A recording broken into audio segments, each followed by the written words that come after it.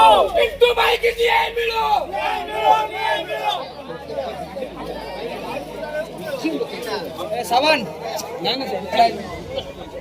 Constable Ashutosh मृदंगिया मृत्यु को नहीं देखा देछि उत्तेजना।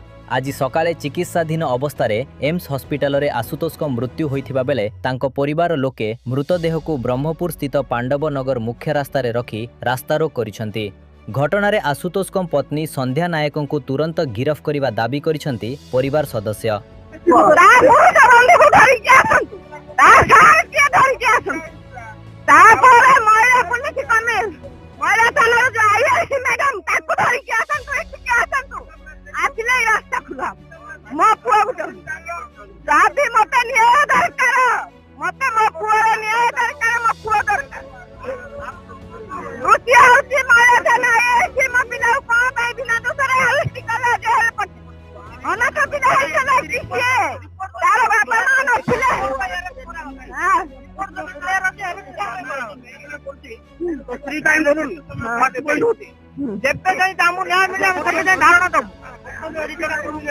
आज रात पाई जाऊ दिन है जाऊ कते दिन एसपी आसो एसपी आसो ठीक है आप बोला भी कोइला रिपोर्ट ठीक अछि कि मो भाई के जेल हला करबे कोन एमिति दोष कर दिला कि ताको जेल दिया वाला।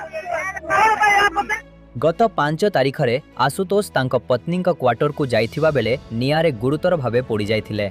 परे तांको एम्स हॉस्पिटल रे भर्ती कर दैथिला। आज सकाळे चिकित्साधीन अवस्था तांकर मृत्यु होइछि। आशुतोषଙ୍କ परिवार अभियोग करिसंती जे तांको पत्नी संध्या नायक और तांको भाई पेट्रोल ढाड़ी आशुतोषଙ୍କୁ हत्या करिसंती। मृत्यु परे क्षोभ प्रकाश करी परिवार लोकंक सह स्थानीय बासिंदा माने मध्य रास्तारोकरे सामिल होइछंती। फଳରେ पांडव नगर मुख्य रास्ता रे यातायात बाधा प्राप्त होइछि। परिस्थिति को दृष्टि रे रखी घटनास्थल रे व्यापक पुलिस मुतयन कर दैछि। सेपटे घटना को नहीं तदंत जारी रहिथिबा बेले परिवार लोके न्याय और दोषींक विरोध रे कड़ा कार्यानुष्ठान दाबी करिसंते। एबे समस्तंक नजर पुलिसर परवर्ती पदक्षेप उपरे रहिछि।